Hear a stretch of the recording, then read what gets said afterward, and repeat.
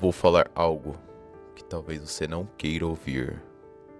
O maior inimigo da sua evolução não é o sistema. É o menino dentro de você. O menino que procrastina, que foge da dor, que precisa de validação, que começa e não termina.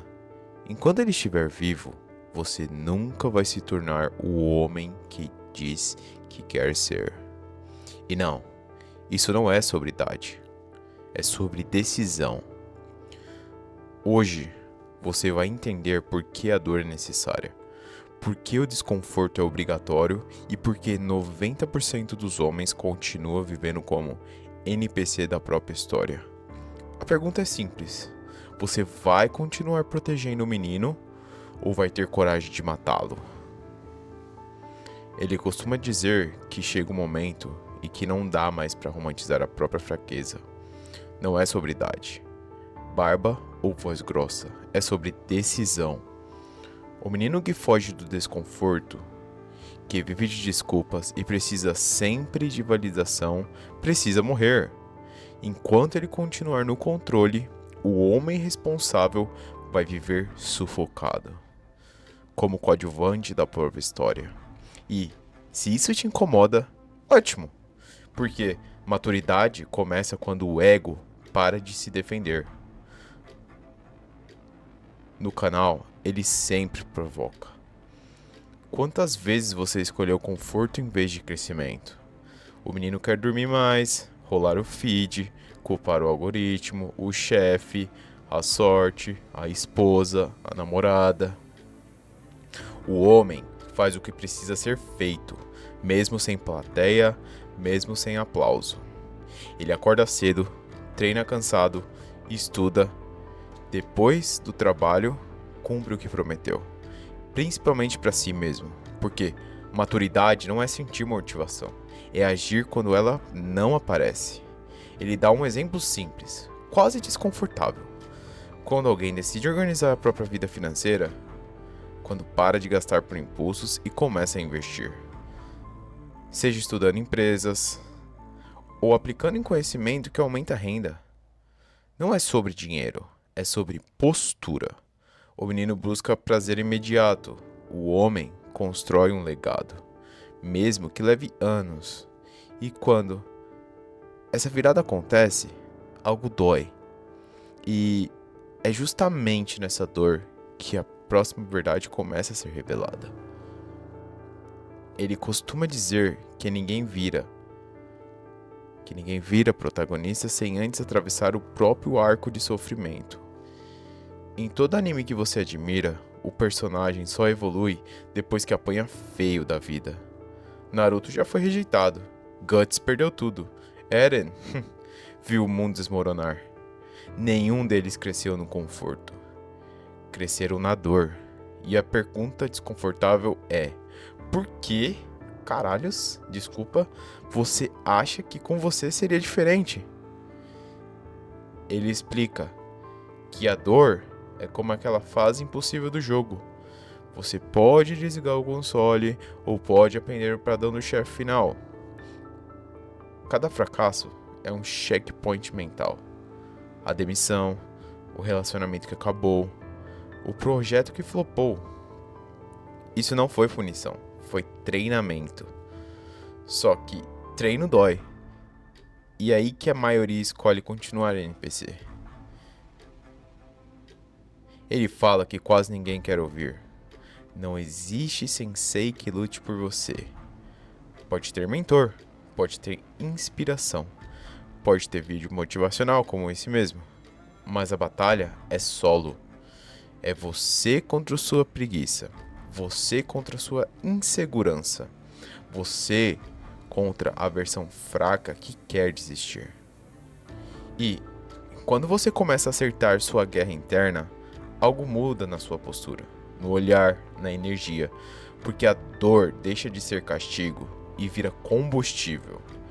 E é nesse ponto que agir, mesmo cansado e com medo, deixa de ser opção e vira identidade. Ele costuma dizer que ser homem não é sobre falar alto, é sobre cumprir o que promete. No anime, o personagem que mais grita nem sempre é o mais forte. O mais forte é o que continua depois de apanhar. Rock Lee não tinha talento natural, mas tinha disciplina. Enquanto os outros dormiam, ele treinava. Enquanto reclamavam, ele executava. E a vida funciona exatamente assim, só que sem trilha sonora épica. Ele explica que agir com medo é o verdadeiro teste. Todo mundo quer confiança antes de começar, mas a confiança nasce depois da ação. E como entrar em uma nova fase do jogo? Você nunca sabe tudo antes de começar. Você entra, aprende, apanha e ajusta a estratégia e melhora. Quem espera sentir estar pronto fica parado na tela inicial. Ele dá um exemplo simples e quase brutal. Acordar cedo quando o corpo implora por mais 5 minutos. Ir treinar depois de um dia pesado no trabalho. Estudar quando ninguém está vendo. Publicar aquele projeto mesmo com medo do julgamento. Porque ser homem é isso, agir cansado, mesmo inseguro, mesmo com a mente dizendo, deixa pra amanhã. E é justamente aí que o tempo começa a cobrar posicionamento. Ele costuma dizer que o tempo é o boss invisível do jogo da vida. Você não vê ele se movendo, mas ele está avançando. O cronômetro do tempo a todo momento.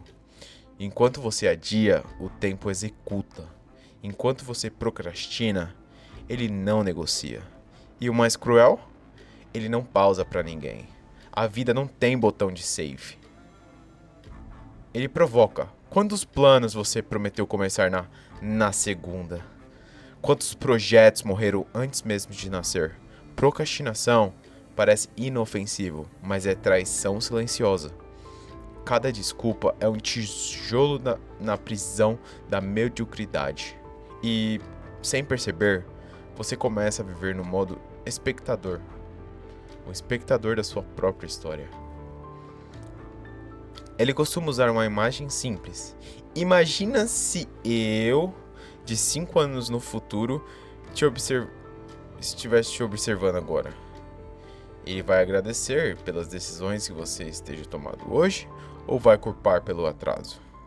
Se quer mudar de vida, começa pequeno, mas começa hoje. Por exemplo, 10 páginas por dia, 30 minutos de treino, 1 hora de estudo. Porque o tempo não recompensa estagnação, ele recompensa execução. E isso naturalmente leva à responsabilidade que poucos querem assumir. Ele costuma dizer que incomodar masculinidade não é estética, é postura.